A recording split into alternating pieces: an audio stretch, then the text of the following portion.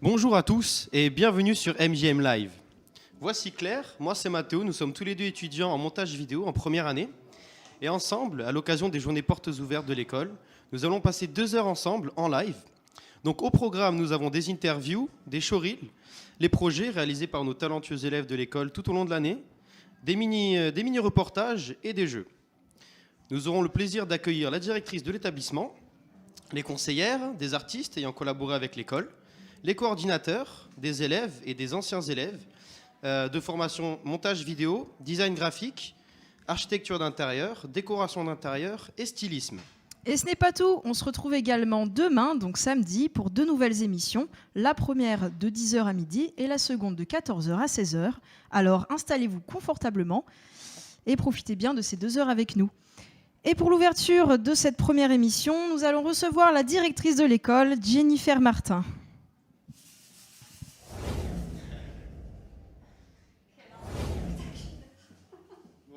Bonjour. Comment allez-vous ? Alors, prenez le micro, Ouais. n'oubliez pas de le mettre près de la bouche. Alors, comment ça va ? Ça va très bien. Et vous ? Ça va, super. Donc aujourd'hui, c'est une journée un petit peu spéciale. On est là pour les journées portes ouvertes. Est-ce que vous pouvez nous expliquer qu'est-ce qui s'y passe en ce moment ? Eh bien, les journées portes ouvertes, c'est vraiment un moment particulier pour l'école, puisque tous les étudiants vont pouvoir présenter leurs réalisations. Il y a de belles collaborations qui se créent au sein de l'école.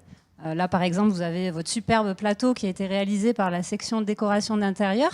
Donc voilà, c'est une belle émulation. C'est également un moment où on invite les visiteurs à venir découvrir nos formations.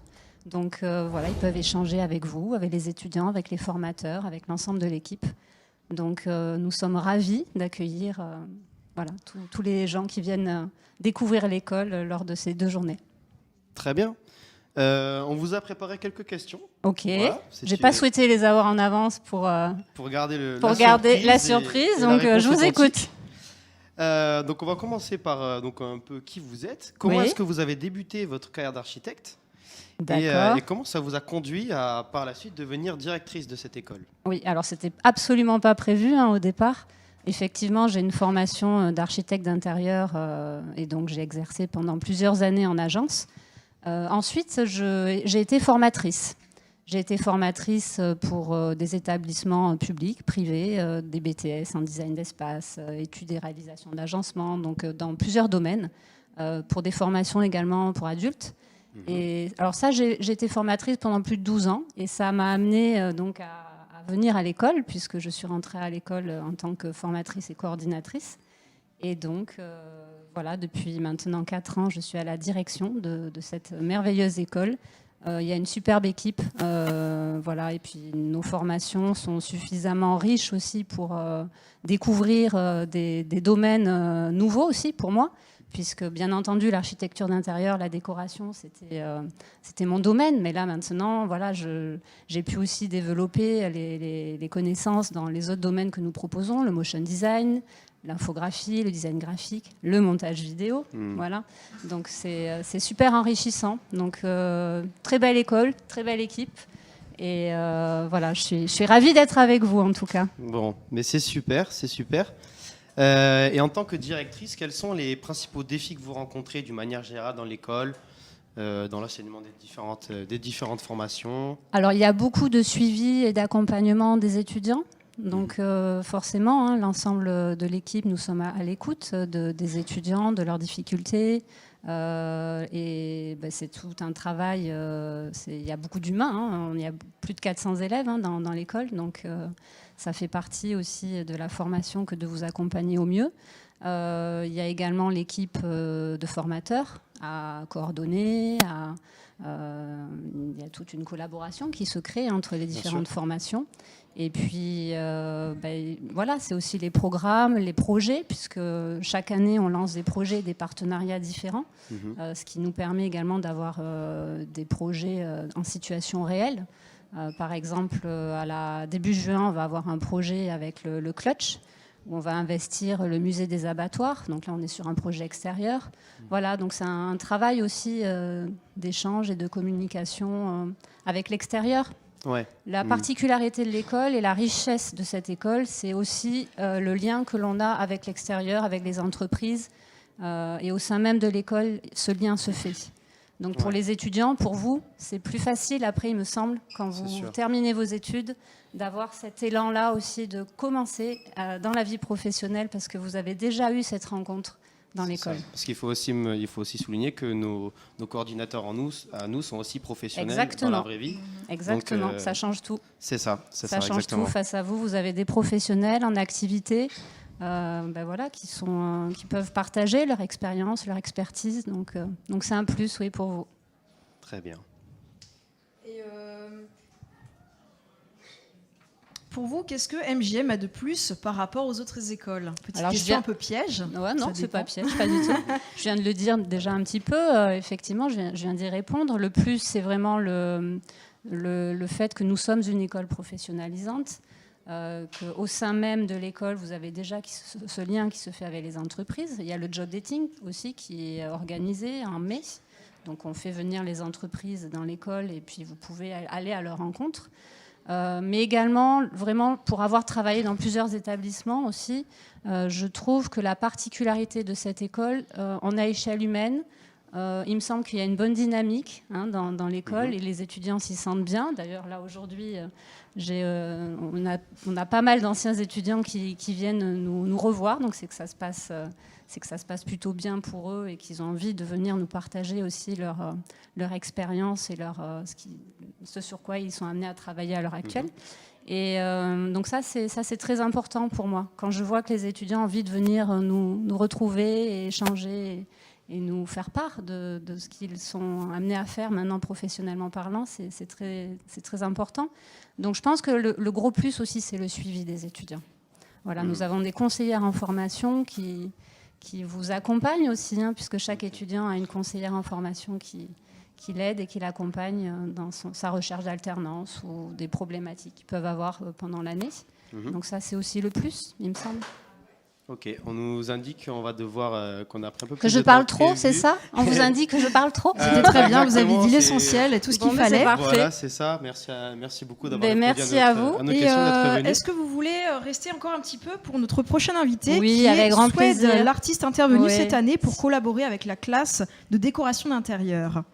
Merci d'accueillir Swed. Swed qui prend peut-être la pause café. Ouais. Ah, il faut lui dire de venir. Elle arrive. Très bien. Bonjour, attention le micro. Bonjour, Swed. Bon, mais je vais juste vous laisser pour cette petite entretien. Mais merci à toi, Swed, parce que voilà, c'est superbe ce que vous avez fait. J'avais quand même une question et ça tombe bien que vous restiez. Oui. Comment s'est passée donc la rencontre entre vous deux et comment vous êtes arrivés à MJM grâce à vous? En fait, j'ai découvert le travail de Swed lors d'une expo et Mr Freeze, voilà. Donc et ensuite, elle a fait la une du Clutch Magazine. Et quand j'ai vu ses réalisations, effectivement, au moment des journées portes ouvertes, il y a toujours un thème particulier. Puisqu'il y a une identité visuelle. Il faut savoir que pour cet événement, vous avez eu le petit flyer. C'est les designers graphiques qui ont fait le flyer. Vous allez les recevoir après, donc je ne vais pas trop en parler. Mais il y a eu toute une signalétique, une scénographie, et il y a du coup une direction artistique un peu commune. Et Swed va vous en parler, mais elle a travaillé avec plusieurs formations pour développer ces réalisations-là, avec bien entendu l'accompagnement et le travail aussi de tous les formateurs et de tous les coordinateurs. Et vraiment, je remercie tout le monde. Je vous remercie, vous, les étudiants. Merci. Parce que c'est vraiment un gros moment d'échange et de partage. Et vous avez vraiment fortement participé. Il y a une belle émulation d'équipe. Et merci aux formateurs aussi, à l'équipe pédagogique. Oui, on ne les oublie pas. Ouais, voilà, on a une super équipe, MJM Toulouse. Donc merci à tous. Et merci à vous. Et merci à toi, Swed. Et voilà, je te laisse parler de la suite. Voilà. Super, merci beaucoup. Merci à vous et belle émission. Et merci bien. Alors, comment ça va? Un peu stressée. Un peu C'est stressée. pas un exercice très facile pour moi, mais ça va. Pas l'habitude Ça de parler va. en... Non. Ça va Nous non très bien plus, se donc passer. c'est très bien. Bon, c'est On est cool. ensemble là-dessus. Pour commencer, on t'invite tout simplement à te présenter de la manière dont tu le souhaites. D'où viens-tu? Quel est ton parcours? On te laisse dire ce que tu veux à propos de toi. Ok. Donc moi je m'appelle Laetitia et mon nom d'artiste c'est Swed. Je viens pas du tout d'un profil artistique à la base. J'ai une grosse carrière dans le commerce. J'ai fait quasiment que ça. J'ai toujours dessiné par contre depuis que je suis petite et puis en fait il y a je sais pas une dizaine d'années j'ai repris des études pour passer un diplôme de designer graphique et développeur web. Et en fait je crois que ça m'a ouvert l'esprit, mon côté artistique. J'ai commencé du coup à faire de la peinture et puis je me suis dit pourquoi pas commencer à faire de la peinture sur les murs. Donc j'ai commencé dans un spot désaffecté toute seule avec une bombe. C'était pas terrible mais en fait à force de faire j'ai commencé à créer un compte Insta, ça a bien marché, j'ai fait pas mal de collabs avec des artistes toulousains et puis en fait ça s'est lancé comme ça. Et là depuis un an je suis à mon compte parce que j'avais beaucoup de demandes et avec le boulot ça marchait plus. Donc j'ai dû prendre la décision de me mettre à mon compte. Ok, à fond là-dedans du coup. À fond là-dedans depuis presque un an là. Ouais. Ok, super. T'es toulousaine? À la base, je suis de Haute-Normandie, une grosse campagne où il n'y a pas du tout de culture street, il n'y a pas de graffiti. En fait, je suis arrivée à Toulouse il y a 15 ans et là, j'ai pris une claque quand j'ai vu le périph', quand j'ai vu les murs. Là, je me suis dit, ah ouais, il y a un truc à faire. En fait, ça m'a ouvert ça m'a donné une autre vision en fait, de l'art, de se dire qu'en fait, on peut faire des grands trucs et on peut investir plein d'espaces.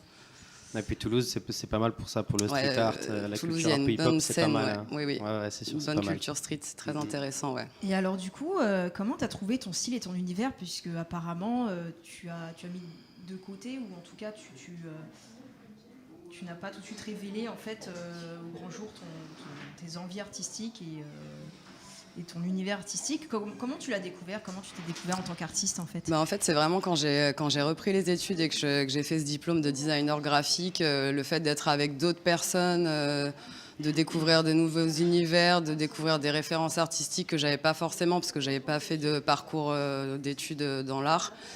Et en fait, c'est à force de gratter, quoi. J'ai gratté pas mal de papiers, j'ai cherché des motifs et en fait, je suis tombée sur ce motif qu'on voit un peu partout, qu'on voit beaucoup dans l'école d'ailleurs là.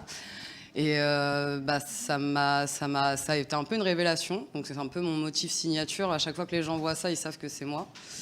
Et ensuite, la géométrie, parce que j'aime bien me mettre des challenges. Du coup, quand je fais des gros murs, il faut que je crée des grands compas, des grandes règles. Et j'aime bien ce côté un peu technique. Et puis je pense que ça répond aussi à mon esprit un peu carré. Ça reste très géométrique, très clean. Voilà, ça vient de là. Tu as vraiment trouvé ta patte graphique à toi? Ouais. Et d'ailleurs, comment est-ce que tu travailles en général pour tes créations? Est-ce qu'il y a une est-ce qu'il y a un procédé technique qui revient assez souvent, ou est-ce que... Il y a beaucoup d'outils de mesure, il y a beaucoup de calculs, il y a beaucoup de le compas, la règle, chercher comment faire pour avoir des traits droits sur les murs, donc des niveaux laser et tout ça. Mais souvent c'est à l'instinct en fait.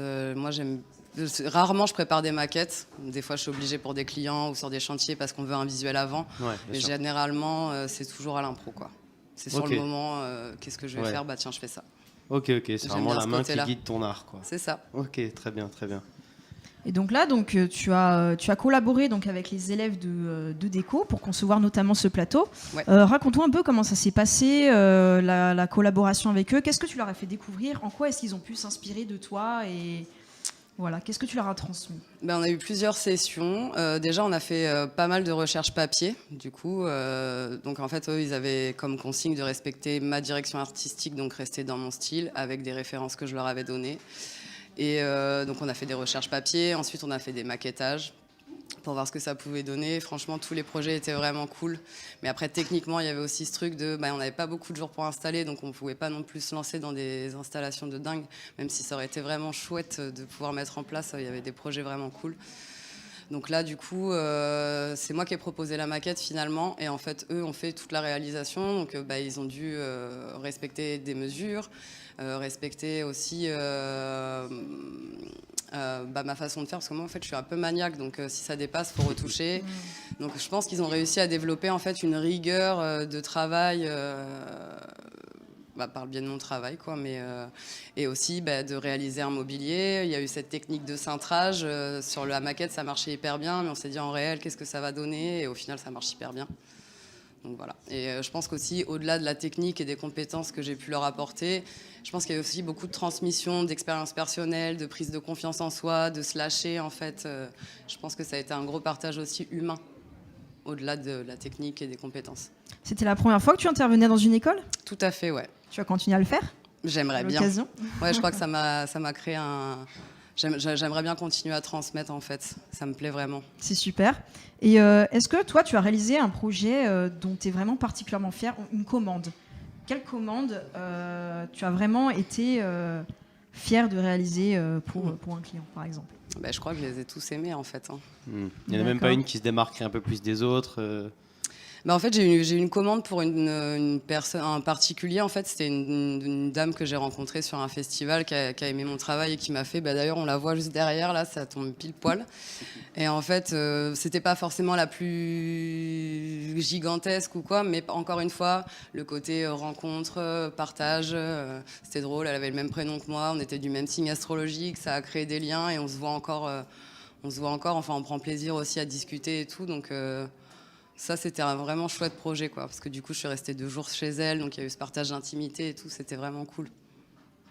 Super. Une dernière petite question, parce qu'après, ça va être l'heure. Est-ce que il y a, comment est-ce que tu as trouvé ton style? De quoi est-ce que tu as pu t'inspirer tout au long de ton processus de création? Est-ce qu'il y a un artiste, un univers? En fait, pas vraiment, à la base. Ça m'est venu comme ça. D'accord. Et c'est plus à force de faire des expos et de rencontrer des gens qui m'ont comparé avec d'autres artistes de style Sonia Delaunay, Mondrian, enfin, où là, du coup, en m'intéressant un peu au cubisme et tout ça, j'ai trouvé des références qui me faisaient penser à mon travail, mais en fait, ça m'est venu vraiment comme ça. Je me suis pas inspirée d'un truc en particulier, en fait. Ok. Voilà. Ok, c'est un cheminement qui s'est fait un petit peu tout seul, naturellement. Exactement, ouais, c'est ça. Ouais. Très bien. Tu aurais par hasard un mot pour décrire ton travail? Pour caractériser... Carré. Carré. Ouais, c'est sûr. C'est assez carré. Même quand c'est rond, Carré c'est carré dans... parce que ça dépasse pas, quoi. C'est vrai, Ouais. c'est vrai. Et j'imagine aussi dans le sens carré, rigueur, peut-être. Exactement aussi, ouais. Merci à toi d'être venu. Merci à vous de m'avoir accueilli, c'était cool. Et merci. on te souhaite plein de succès et d'autres collaborations au sein de l'école. Merci beaucoup. Merci beaucoup. À bientôt. Merci d'être venu, à bientôt. À bientôt. Il est temps maintenant d'accueillir 2 invités dont le rôle est indispensable au sein de l'école. Il s'agit de Lise Fevrier et Lucille Ménili, qui sont conseillères en formation au sein de MJM Toulouse. Bonjour. Allez-y, installez-vous. Mon ami. Bonjour, bonjour. Ouais, tout le monde a un Comment micro, ça c'est va? bon. Pas trop stressé? Si, un peu. C'est la première fois que je tue un micro, je Ça crois. va passer. Ah Ah, bon? c'est Ouais. vrai? Toi aussi Non, c'est pas la première fois que je tue un micro. Plus à l'aise, d'accord. Nickel. Et Très vous, ça bien. va? Et nous, ça va. Là, Ça va, si ça va. on est nickel. dedans, donc il n'y a plus qu'à. Allez, On se lance. ok. Bon, super. On vous a préparé aussi quelques petites questions, vous vous en doutez. Surprise. Surprise, question surprise. Pas compliqué, mais surprise. Est-ce que vous pouvez, en 2 mots, nous expliquer votre fonction au sein de cette école?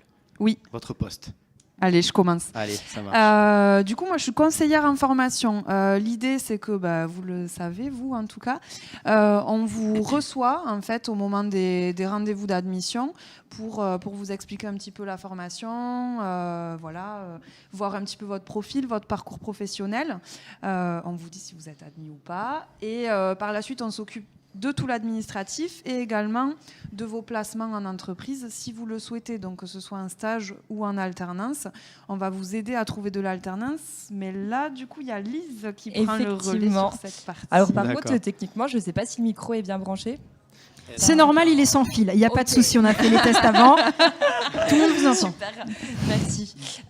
Donc effectivement, moi j'ai un rôle un petit peu différent. Premièrement, j'étais remplaçante sur les mêmes fonctions que Lucille. Je remplaçais Carole pendant son congé maternité.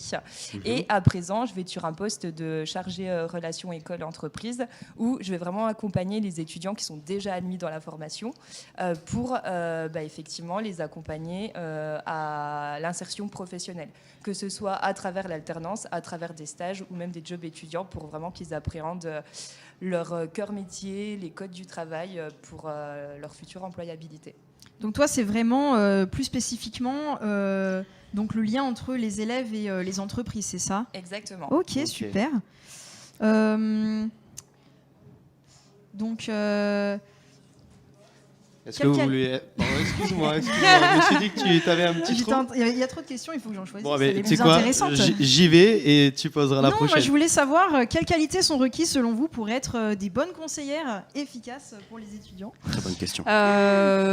Alors ça, je pense que c'est pas que dans notre métier, mais même peut-être dans les vôtres, être à l'écoute en fait, à votre écoute de qu'est-ce qui vous passionne, qu'est-ce qui vous anime, qu'est-ce que vous avez envie de faire par la suite, votre projet professionnel, qui vous êtes.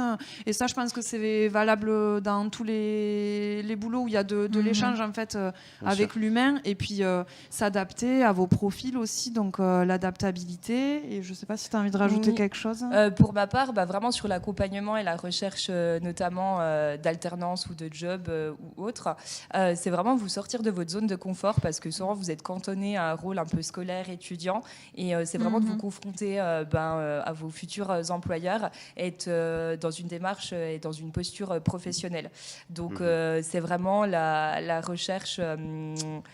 le changement, l'accompagnement de la phase pré-adulte à adulte, et à passer sur des sujets pro, et à passer à l'action pour vous positionner sur des postes, et que ça vienne de vous, surtout. Donc être à l'écoute, encore une fois, et essayer d'aller chercher au plus profond de vous. Ouais. C'est pas toujours évident pour les étudiants, le passage du scolaire au professionnel. Ça peut être un moment un peu délicat pour pas mal de monde, le passage en entreprise.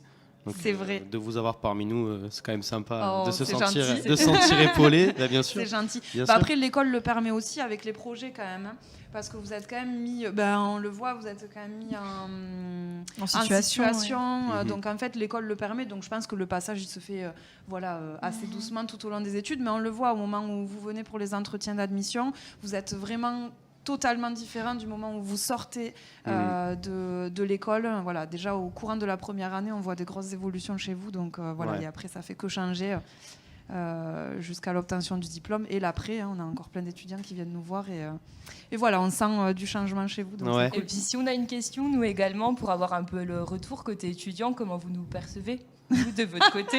C'est quoi les comment qualités vous voyez Alors notre c'est rôle vrai que très souvent notre premier rapport avec vous, il s'effectue pour les entretiens d'admission. Donc je pense que le premier sentiment, c'est la peur un petit peu. C'est vraiment, c'est vraiment le stress. Moi, je me souviens personnellement, donc vous étiez ma conseillère. J'ai fait Paris-Toulouse pour venir en entretien. Et c'est vrai que je me suis dit... je fais autant de trajets, j'ai pris un train de nuit avec couchette, il faut que je reparte avec le tampon admise. Ça, tu me l'avais pas dit par contre. Non, mais c'était... que t'avais fait autant de... Non, j'ai bien gardé ça pour moi. Non, si, il me semble que je l'ai précisé. Et voilà, donc c'est sûr qu'au début, oui, on est un peu... on se sent vraiment testé et mesuré, mais c'est aussi une bonne chose parce que... On doit être certain en fait de savoir pourquoi on veut devenir, quelles sont nos motivations, etc. Donc je trouve ça vraiment très indispensable. Tester, mesurer avec bienveillance quand même. Ouais. Je pense. Oui, ça va. C'est sûr. On Je essaie quand même de vous mettre à l'aise. L'objectif de l'entretien, C'est c'est sûr. d'être sûr que ce que vous avez envie d'apprendre, c'est ce que l'école va pouvoir vous apporter aussi. Ouais. Et inversement, voilà, d'être sûr que Est-ce que qu'on vous allez être au bon endroit en fait Bien aussi. sûr. qu'on répondra également à vos attentes. Aussi. C'est important. Qu'est-ce qui est le plus important justement pour un entretien? C'est plutôt le book ou la lettre ou les motivations? Je peux dire aucun des deux. Non, pour moi c'est plus, je pense, pour moi c'est plus le projet professionnel, qui soit mature, bien compris, bien envisagé, la bonne compréhension du métier que vous visez, parce que chez nous, au-delà d'une formation, souvent vous visez plutôt un métier en fait, ou une palette de métiers. Pour le montage vidéo, on va être plutôt sur une palette de métiers, et c'est vraiment la compréhension de celui-ci et du monde du travail et de ce qui va vous attendre après. Évidemment que la lettre de motive et puis et le book va être important. Ils sont obligatoires dans tous les cas, mais pour moi, je trouve que c'est plutôt Pour ça. toutes les filières, ils sont obligatoires, les books? Oui. Oui, ok. Oui, Ça adaptés. peut être une question, oui, ils peuvent être un peu adaptés en fonction de la filière. Évidemment, on ne veut pas voir forcément la même chose pour de l'archi que pour du montage vidéo, mais oui, obligatoire de venir avec quelque chose en tout cas. D'accord. Ok. Peut-être dernière question, on va voir. Est-ce qu'il y a un parcours requis pour pouvoir arriver à atteindre votre poste? Quel parcours vous avez effectué vous pour en C'est arriver là? marrant parce qu'on a commencé par la même filière. On a fait un DUT technique de commercialisation toutes les deux, Lucille et moi. Et après, moi, pour vous parler de mon parcours, je suis partie dans une école de commerce en Allemagne parce que je viens de la frontière franco-allemande. Et par la suite, moi, j'ai fait mon parcours en alternance et j'étais chargée d'affaires chez Vinci.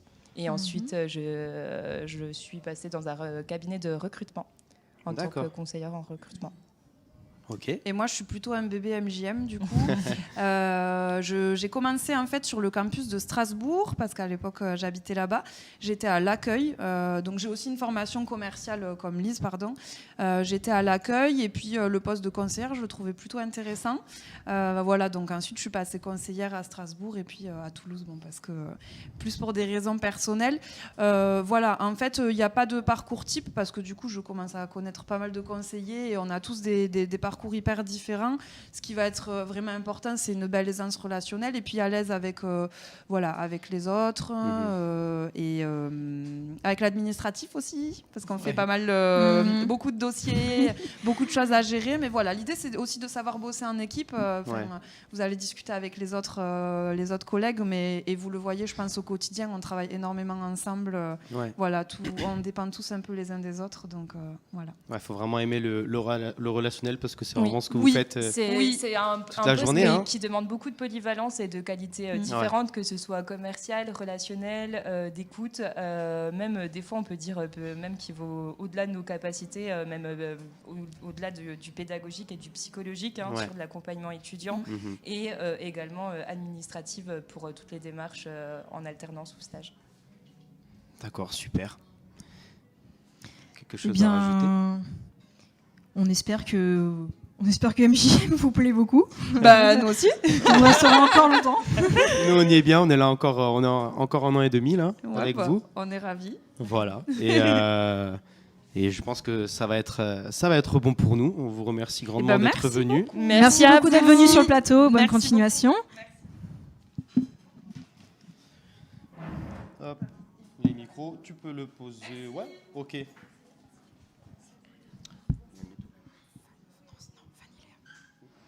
Fanny et Léa. On va maintenant accueillir donc Fanny et Léa, qui sont étudiantes en 2e année de design graphique. Bonjour. Ah, il y a un micro, voilà. Comment ça va? Pas trop stressé? Un peu. Première interview peut-être? Ah oui, dernière sûrement aussi. Derrière, non, ça va pas être si terrible que ça, je pense. Alors, expliquez-nous un petit peu. Donc, vous êtes en 2e année de design graphique. Alors, qu'est-ce que c'est le design graphique? Quelques mots pour ceux qui n'y connaissent absolument rien. Alors, le design graphique, c'est super large. Et je pense que c'est un peu aussi une base pour tous les métiers qui sont appris à l'école. On fait beaucoup de mise en page. C'est un peu la base de tout. Donc, on crée des logos, des affiches. C'est un peu ce qui peut parler aux gens peut-être. On fait un peu de web design, du packaging, habillage. On a fait un petit peu de création, de conception. Ici aussi, on voit. Après, je sais pas si tu as des trucs à... Je sais pas si tu as dit. On a fait du packaging, je sais pas si tu l'avais dit. Ouais. Après, on a fait tout ce qui est... On a une bonne partie aussi en marketing, en communication sur les réseaux sociaux. C'est vraiment du 360 aussi. Quoi, en fait. Ouais, on voit un peu tout, pour le coup, tous les aspects d'un projet. On y passe un petit coup d'œil quand même, quoi. Ouais, c'est peut-être un peu moins centré sur une seule chose, comme peut-être d'autres formations de l'école. Et oui, et du coup, on nous demande de tout faire en fait. Ouais. C'est-à-dire qu'il faudrait qu'on sache faire tout ce que vous savez faire, tout ce que ceux qui font du web design sachent faire, le motion, pareil. Du coup, en vrai, c'est un peu tout. C'est en combien d'années votre formation? Alors, du coup, on a 2 ans de design graphique. Et après, on a une première année de prépa. Du coup, c'est de l'infographie. D'accord. Et voilà. Oui, en fait, il y a ces deux formations séparées ici. Et qui, associés les trois, on fait un bachelor et on a des épreuves européennes, en fait. Une épreuve d'anglais et un QCM sur, je crois qu'il y a du droit de l'entreprise européenne, pour avoir la nomenclature bachelor, en gros. Sinon, c'est deux formations distinctes. Vous avez une épreuve d'anglais, donc ça c'est plutôt pour travailler à l'international, c'est ça, j'imagine? Oui, bah, du coup, bachelor, c'est à l'échelle de l'Europe. Ouais. En gros, du coup, bah, forcément, l'aspect bilingue est important. Oui, j'imagine. Mais voilà, c'est plus une formalité qu'autre chose quand même, parce que la vraie formation, ça reste le design graphique et ce qu'on fait sur nos projets. Et voilà. Je pense que vous nous avez parlé de cette grande palette à laquelle vous touchez, toutes ces différentes matières, on va dire. Est-ce que pour vous, personnellement, il y en a une qui ressort un petit peu, une préférence? Ouais, il y en a toujours. Ouais. Toujours moi, nos spécificités. Hein, donc, la mise en page, j'aime bien. Le web design aussi, c'est nouveau. Encore, on n'en a pas fait énormément, mais c'est chouette. Ouais, moi c'est pareil, ça va être mise en page et tout ce qui va être affiche pour les événements, j'aime beaucoup. Ouais. Logo aussi, c'est sympa. Ouais. Mise en page, bon, on comprend un petit peu à quoi ça correspond, mais est-ce que vous pouvez nous donner un exemple type d'un projet de mise en page que vous avez eu? Du coup, oui. On a fait un dépliant. Oui, vous avez réalisé le flyer pour les JPO. Est-ce que vous pouvez nous en dire plus, nous raconter? Ouais, c'était celui de l'année dernière, du coup. Ouais. Et donc, en fait, l'objectif, c'était l'impression risographie.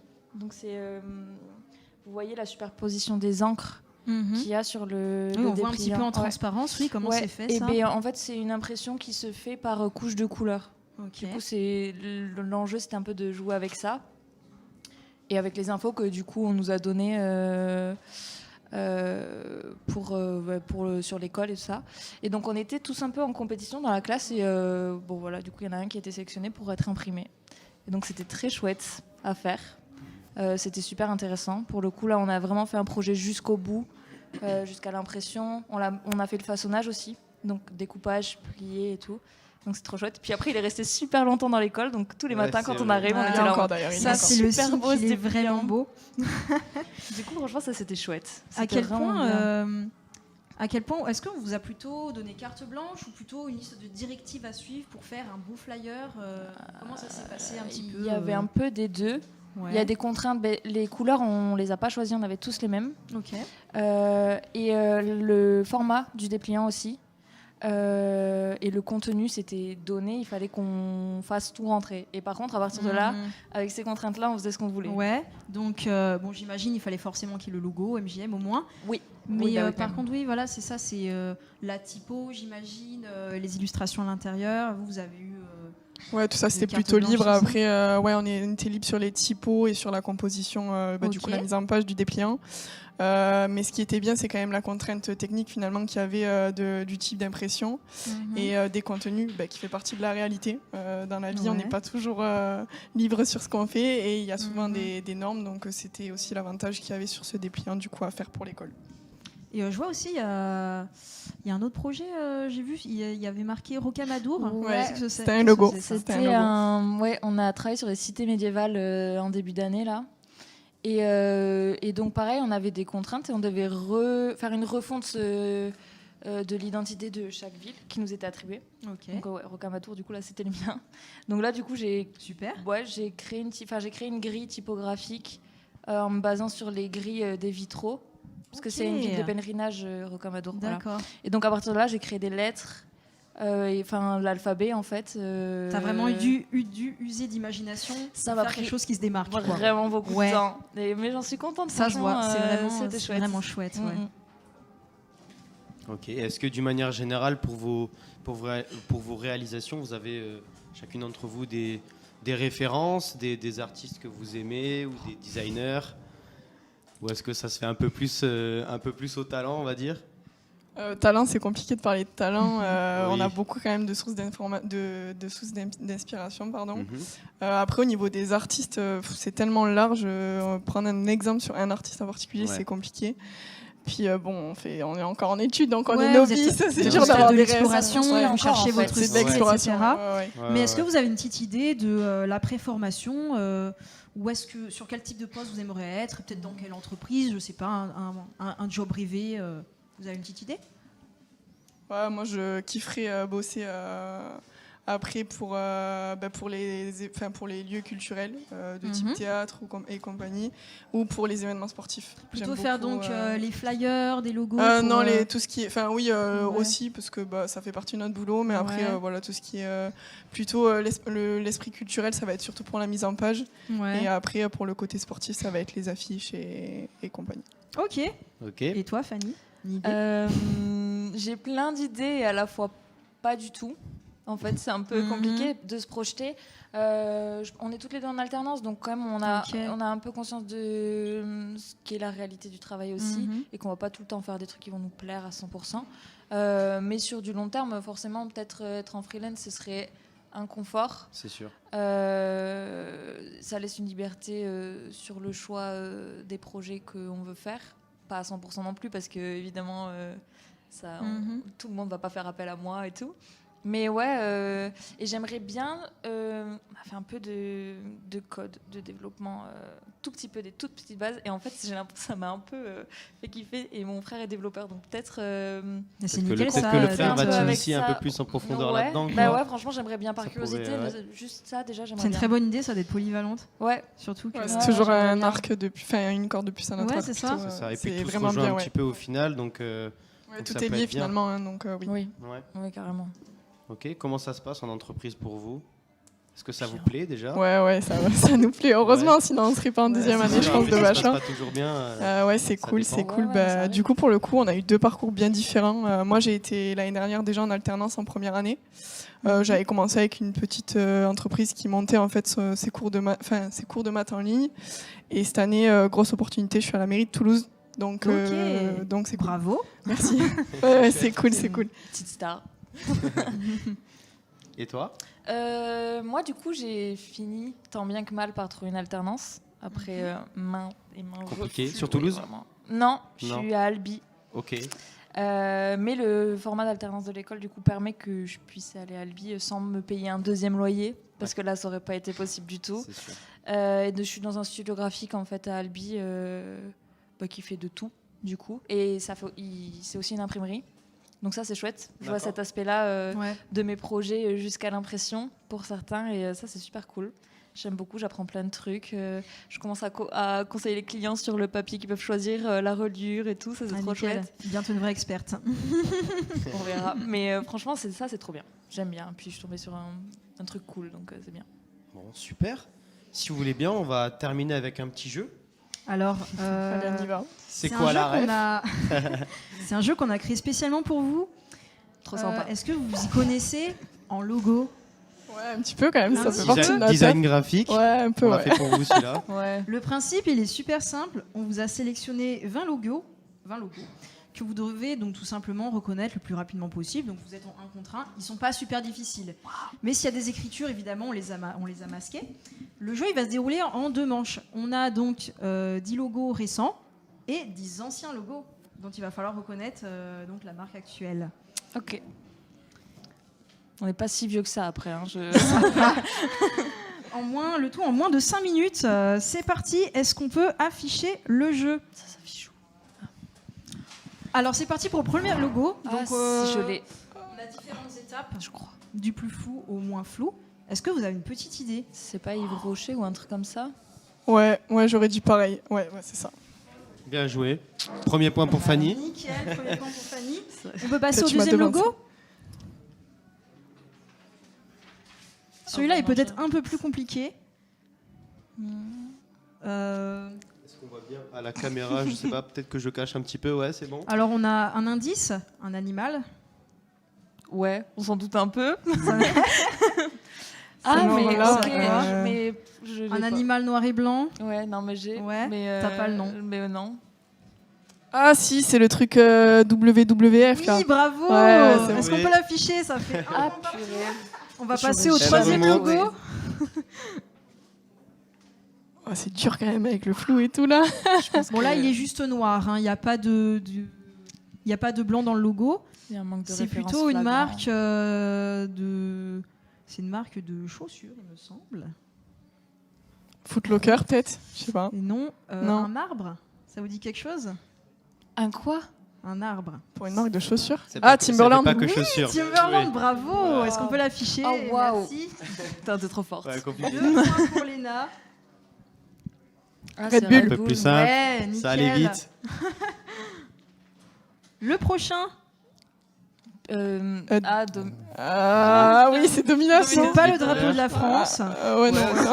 Il y en a plein des logos avec ces couleurs. hein. Domino's Pizza, non Alors, c'est Ah une non, boisson.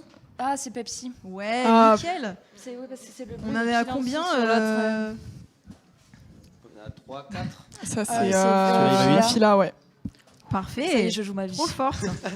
Et le prochain, Le Le dernier. Domino's. ouais, nickel. Ça fait 1 point pour les Les deux. Uber, les Uber. Bon. Ça Le allait prochain vite. logo. Alors, Un peu plus compliqué peut-être. alors là, j'avoue. Alors, un indice, voiture. Ouais, mais ouais, connaît pareil. Ah, Ouais, Chevrolet, ouais. je dirais. Je Chevrolet. suis nulle. Ah. Nickel. Bien joué. Quelqu'un avait trouvé Chevrolet? Je connais Ouais, même moi je pas. l'avais dit, ouais. Oui. Ok, super. Enfin, je Kappa. connais, mais. Je suis trop Ah ouais, rapide, non, mais Kappa. Je l'ai entendu. Ah oui, voilà, je l'ai entendu. Je me disais bien. On va passer au dernier Directement. logo Ça y est, récent. ça m'agace. Est-ce qu'on peut afficher le dernier? Je l'ai pas. Si. Alors, c'est ok. Je pense un que tu l'as. indice, Ah, ok. papeterie. Papeterie. Ouais. Bic. Stylo. Ouais, Bien joué. nickel. Ok, ouais. Oh, c'était long quand même, hein. Mais on va passer à la manche un peu plus compliquée. Avec Ça va un être sympa. super détourage. C'est parce On que va vous êtes passer pas donc à la designer seconde graphique. manche. Ça, ce sont des anciens logos. Alors là. Sérieusement, Une sirène. sachant que le logo récent, il est à peu de choses près similaire. On a Ouais, je juste dirais passé la peut-être. typo. C'est quoi le truc là de. Merde. Starbucks. je sais Ouais, pas. nickel. Ok. Ah oui, c'est vrai. On va accélérer un Quand petit même, peu la hein, cadence. quand même, parce quand qu'on même. a- Celui-là, il est très C'est facile. Twitter. Peut-être Twitter, ouais. Ouais. Bien joué, bien joué. Oh, quelle horreur. Alors, celui-là, il est vraiment pas évident. Alors, un indice logiciel. Je ne sais pas si vous l'avez déjà utilisé dans votre formation. Oh, sûrement. Sûrement, design graphique. logiciel Je pense de que vous y avez graphisme. touché. Suite Adobe. Logiciel de Merci graphisme. de l'info. Il s'agissait de Photoshop. Wow. Ouais, On ne non. connaît Ah pas ouais. beaucoup. Non, mais on n'était Ouais. peut-être pas nés, hein, surtout. C'est un vieux. Non, sûrement pas. Le prochain logo. Peut-être bien Peugeot. Ouais, Ouais. nickel. Peugeot. Alors celui-là, il est un peu complexe parce qu'il a absolument rien à voir avec ce qu'il représente en fait. Non, mais tu as trop, Léna. Non, là, je l'ai pas celui-là. Là. Ouais. Un indice 3310. Nokia. Nokia. C'est ça. Nokia. Un petit dernier pour finir. Alors celui. Je vous donne un indice appareil photo. Nikon. Canon. Canon.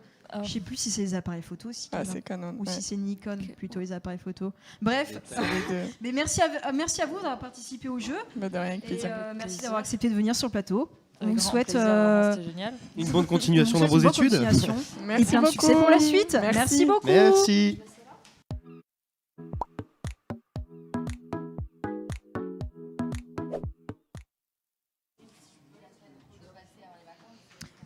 On espère que ces pubs vous auront plu et nous allons à présent accueillir nos prochains invités qui sont Laurélis et Alexandre de la formation architecture d'intérieur. J'imagine qu'il y a quelqu'un qui fera un geste au besoin pour le sujet. Bonjour. Bonjour, prenez place, prenez un micro. Bonjour. Bonjour. Bonjour. Alors, est-ce que vous pouvez vous présenter chacun à votre tour Je commence. Donc moi, je suis une Vas-y. ancienne étudiante d'MJM où j'ai fait le parcours en 3 ans en architecture d'intérieur. Ok. Donc j'étais la première promo, donc je suis sortie d'ici il y a 1 an et demi. Pardon, il y a 1 an et demi maintenant.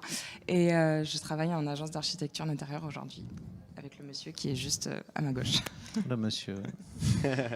En parlant de monsieur, Merci pour présentez-vous. le monsieur. Présentez-vous. Alexandre Boulin, je suis enseignant ici. En fait, j'ai cette chance parce que j'adore enseigner et emmener les étudiants un peu sur leur chemin créatif. C'est vraiment hyper intéressant à faire. Et à côté de ça, j'ai une agence, on est 4-5 personnes et on travaille sur des sujets extrêmement différents, qui montrent une pratique aussi un peu en dehors de ce qu'on attend des archis d'intérieur de manière habituelle et du coup avec des sujets qui sont un peu plus vastes, qui touchent l'architecture, la scénographie, la signalétique. Donc c'est Assez complet. ouais, assez varié. Oui. Ok, Ouais. super. Laurélie, est-ce que tu pourrais nous parler de ton parcours au sein de MJM, ce que tu as appris pendant la formation, qu'est-ce qu'elle t'a apporté, comment tu arrives à MJM peut-être aussi Je suis venue à MGM parce que ça faisait longtemps que je voulais faire quelque chose autour de l'architecture ou l'architecture d'intérieur. Je ne savais pas trop vraiment dans quoi m'orienter et ça me paraissait compliqué d'accéder directement à une école d'architecture où c'est sur concours et c'est peut-être plus complexe. Et quand j'ai entendu parler de la section architecture d'intérieur qui ouvrait à MJM, j'ai tenté. Je me suis renseignée auprès de l'administration pour avoir des détails là-dessus. Ils m'ont indiqué et puis j'ai testé et ça m'a plu. Et voilà. Et aujourd'hui, tu en es là. Et aujourd'hui, j'en suis là. Magnifique.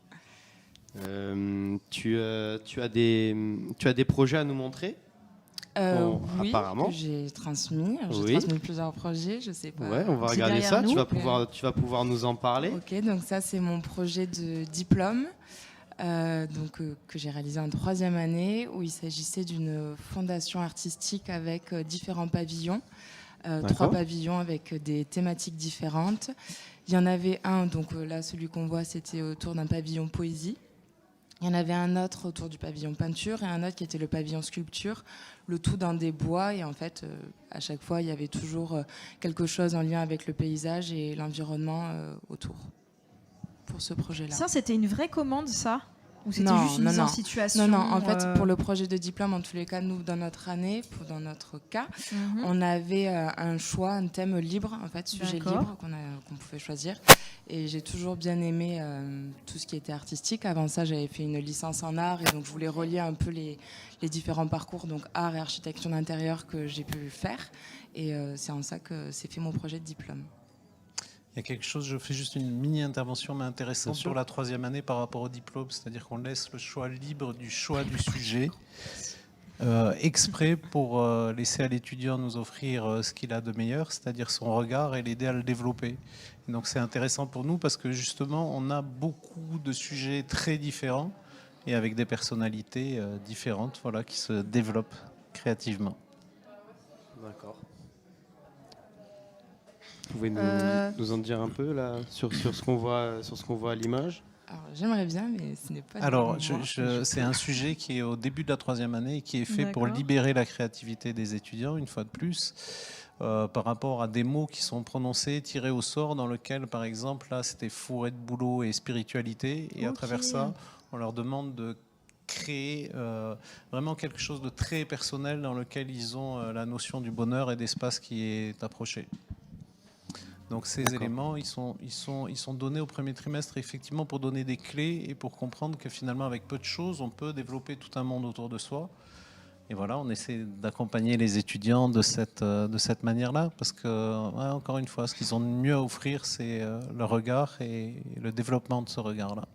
D'accord, donc en fait, vous leur donnez quelques petites directives et après vous essayez de les laisser un petit peu libres sur la manière de créer. Oui, alors moi je suis un prof qui est un peu particulier, on va dire. Par exemple, le premier sujet qui touche, c'est un nuage. Et je leur demande de dessiner un nuage autour du choix d'une fonction en leur disant vous avez 48 mètres cubes de bonheur, vous choisissez une fonction et autour de cette fonction, vous êtes capable d'approcher les choses de quelle manière? C'est-à-dire jusqu'à choisir une poignée, une façon d'allumer la lumière, une façon d'entourer, de travailler sur la douceur, sur tous les éléments qui composent l'archi d'intérieur. Et donc, voilà, notre métier, c'est d'arriver au paroxysme de ce développement-là, pour à la fois s'exprimer et à la fois faire que les gens soient heureux dans les espaces qu'on crée. Ok, ta souris, tu as une petite réaction quand il a parlé du nuage. Oui, Est-ce que tu du t'en es nuage. rappelé aussi? Oui, je m'en suis rappelé. Je me Oui. souviens surtout que ça avait perturbé certains élèves au départ parce qu'on s'attend à avoir des sujets un peu plus terre à terre. Oui, ou, quelque chose des commandes vraiment qui concrètes. paraissent réalistes, entre guillemets. Alors que quand on vient nous dire, bon, faites-moi un nuage de 48 mètres cubes, on se dit, bon, comment ça? Enfin, je C'est sais Un que- petit peu abstrait C'est peut-être au qui, début. celui-là? Ouais. Mais encore une fois, ça donne lieu à des sujets très différents. C'est-à-dire que quand les sujets sont très ciblés, on a souvent des réponses assez similaires. Et là, le fait de développer ça, parce qu'ils choisissent aussi leur projet de diplôme, ça permet de vraiment capter les personnalités dans leur choix, dans ce qui les anime, tout simplement. Ouais. Ok, puis voir après, ça vous permet de connaître un petit peu mieux vos élèves et Exactement. de savoir quel style Ouais. ils approchent dans Et leur d'ailleurs, création. Laurélis, qui travaille maintenant à l'agence, il y avait déjà un signe à l'époque. Elle avait fait une petite passerelle qui me permettait, parce que j'avais répondu au projet des nuages, moi aussi en me mettant comme les étudiants. Donc et Laurélis avait fait une passerelle qui me permettait d'accéder finalement à mon nuage. Ouais. C'est vrai.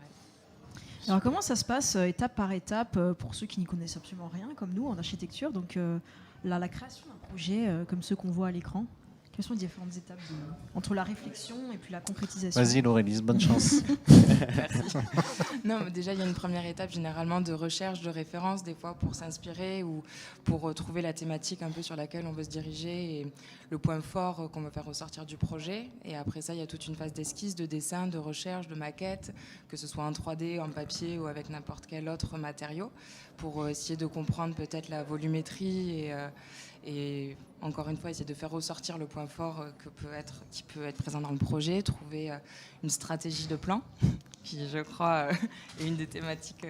Ouais, entre fortes autres, que ouais, t'essayes mais c'est vrai qu'on peut faire mettre en beaucoup de place. projets assez rapidement, juste en déplaçant les fonctions dans l'espace.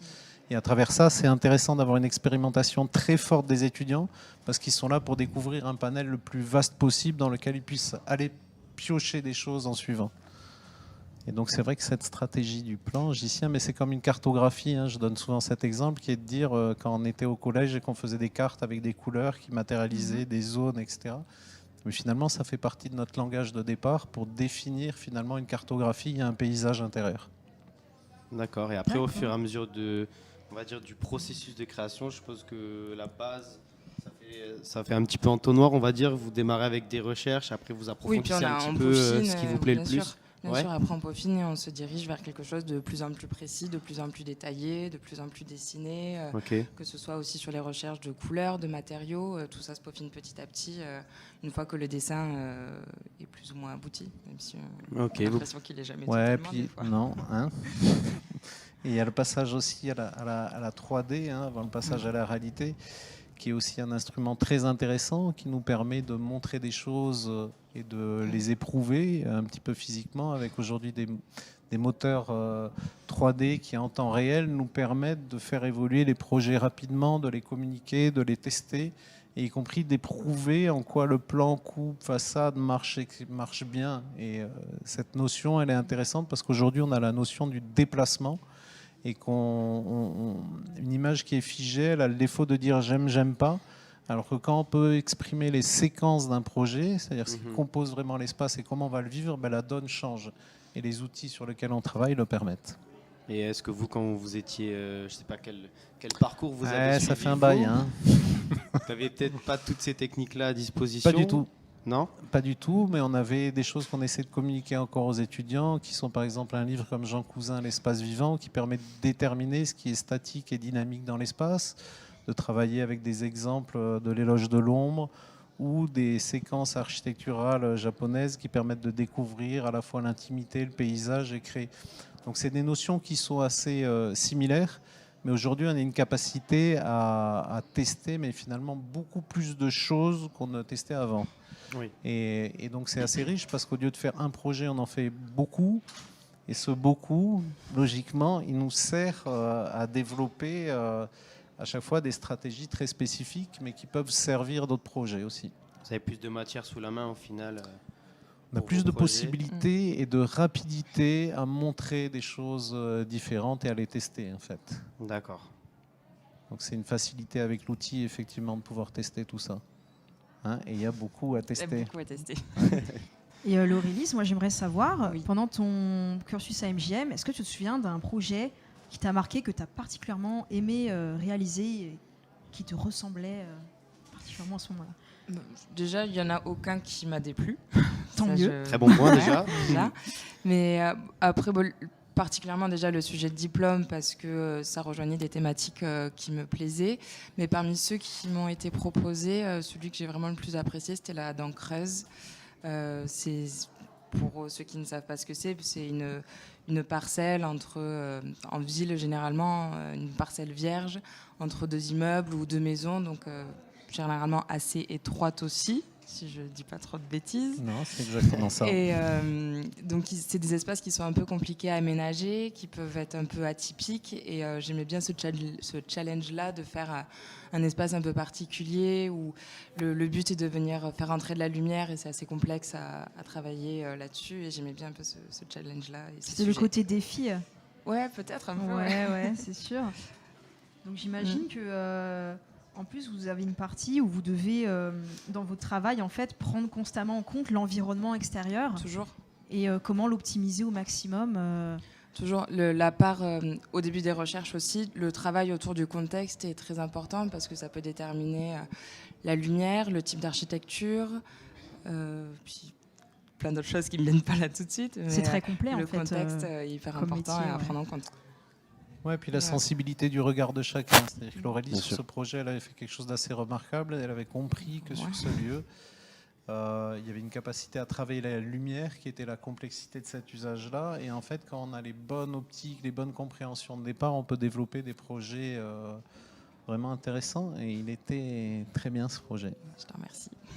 Mais ça veut dire, est-ce qu'il faut se rendre sur place pour encore mieux appréhender en fait c'est quasi indispensable, oui. Et effectivement, il y a une part d'intuition en fait. Quand on rentre quelque part, il y a des endroits où on se sent mieux que d'autres, et on le fait de manière instinctive. Donc, on apprend petit à petit professionnellement à regarder ces éléments, y compris sur l'aspect, les qualités sonores ou l'absence de qualité sonore d'un lieu, sur ses qualités d'isolation phonique, acoustique, thermique. Et donc ça fait partie du regard d'un architecte d'intérieur, de regarder les choses un peu en profondeur, y compris structurellement, pour bien définir effectivement comment on va approcher les lieux en dehors de l'écoute du client. Oui. D'accord, très bien. Est-ce que vous voulez nous parler un petit peu de votre poste, le poste que vous occupez maintenant dans l'entreprise? Attention, il y a le patron juste à côté. Et ben, du coup, donc, comme je disais, je travaille avec Alexandre. Non, ça va, au sein de l'agence. Et donc, j'ai découvert aussi toute une autre facette du métier, parce qu'en études, on nous apprend à développer notre créativité autour du métier, de la notion, en tout cas, d'architecture d'intérieur. Et il y a quand même après une différence un peu dans la réalité, où c'est plus poussé autour du choix des matériaux, le lien après avec les entreprises, comment expliquer clairement un projet à d'autres professionnels, et tout ce lien, tout le lien en fait qu'il y a entre les différents corps de métier qui entourent l'architecture ou l'architecture d'intérieur. Donc ça, c'est et est-ce que tu retrouves les enseignements que tu as? Bien sûr. En fait, à l'école, on nous apporte vraiment un socle, une base après qui peut nous servir professionnellement. On nous apporte vraiment le socle de la créativité, de la réflexion autour d'un projet, d'un espace, matière, lumière. Ouais, moi j'ai beaucoup de chance d'avoir Laurélis à l'agence, en vrai. Je suis très contente d'être à l'agence aussi. C'est vraiment intéressant. Puis on a un truc qui est enfin, moi j'aime bien à l'agence, c'est qu'on a des projets extrêmement différents, mais ce que je disais un petit peu au départ sur la capacité à agir sur des choses extrêmement différentes qui vont quelquefois jusqu'à l'urbanisme, au paysagisme.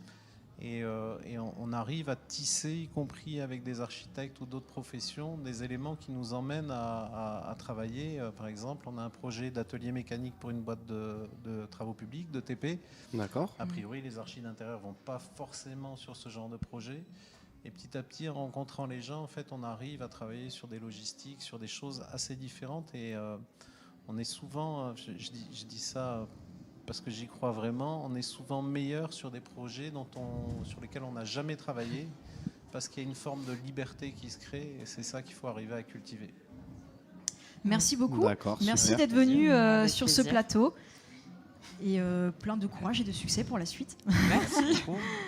Merci beaucoup. On va Merci maintenant beaucoup. enchaîner avec un troisième invité qu'on va recevoir d'ici une petite minute.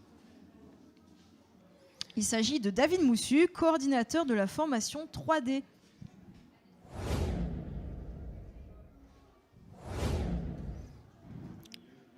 Bonjour. Et un élève surprise. Alors oui, tu n'étais pas, tu n'es pas Non, sur le tu conducteur. n'es pas es invité. l'élève surprise. Alors, Mais si tu veux l'appuyer... je vais on va donc appuyer, non vous présenter en quelques mots. Alors, il y a un micro sans fil normalement à disposition. Pas trop. Ah, il a été kidnappé. Bon, Personne n'est assis dessus par hasard. ou peut-être que l'un des deux invités précédents l'a L'a pris avec lui sans faire exprès. Un C'est micro ça. a été volé. Bon, Je me présente, je suis David Moussu, je suis co-coordinateur de la filière 3D avec Lilian Subiradar. Professionnellement, je suis illustrateur et auteur. Et j'enseigne l'écriture scénaristique, la gestion de projet et puis j'assure également des modules de suivi de production. Ok, d'accord. à Moi, toi. du coup, je suis Merville Tom. Je suis un étudiant en animation 3D en 2e année. Et du coup, je suis à MJM et je suis bien pour l'instant. Donc... Très Ok, bien. super. Donc, Tom, c'est bien ça. Comment tu es arrivé à MJM? Qu'est-ce qui t'a donné envie de faire cette formation? Eh ben, c'était une journée comme aujourd'hui, pendant les journées portes ouvertes avec ma petite maman. On est venu visiter un peu tous les stands, voir un peu comment ça s'organisait, la localisation, l'emplacement de l'école aussi qui était très important. Et puis surtout, c'était les projets, les installations, les logiciels et tout, c'est ce qui m'intéressait le plus aussi. Et donc c'est en ayant aussi la communication avec les réseaux sociaux sur lesquels je suis tombé sur des présentations, tout ça, et ça m'a amené en fait à venir ici visiter. Et c'est l'accueil des personnes en fait qui ont été très bienveillantes, gentilles, etc., qui m'ont accueilli et qui au final m'a donné envie d'aller vers ce secteur. Et c'est ce qui m'a fait vraiment entrer à MJM précisément. L'environnement de l'école te plaît, t'a plu quand t'es arrivé Oui, et oui. te plaît toujours aujourd'hui. Aujourd'hui, il me plaît toujours, oui. Surtout que c'est une école qui est nouvelle et du coup qui évolue. Et l'évolution, pour l'instant, est très positive. Donc, on rajoute des petits secteurs par-ci par-là. Notamment, là, on a ajouté récemment un piano, de la guitare, etc. Donc, c'est génial pour épanouir les étudiants, tout ça. Parce qu'il est musicien. Donc. Oui. Ah oui, forcément. Oui, on t'a déjà ça vu se jouer, comprend. oui. Oui. Très talentueux. Et c'est important ça d'avoir un environnement sympa pour travailler. Oui.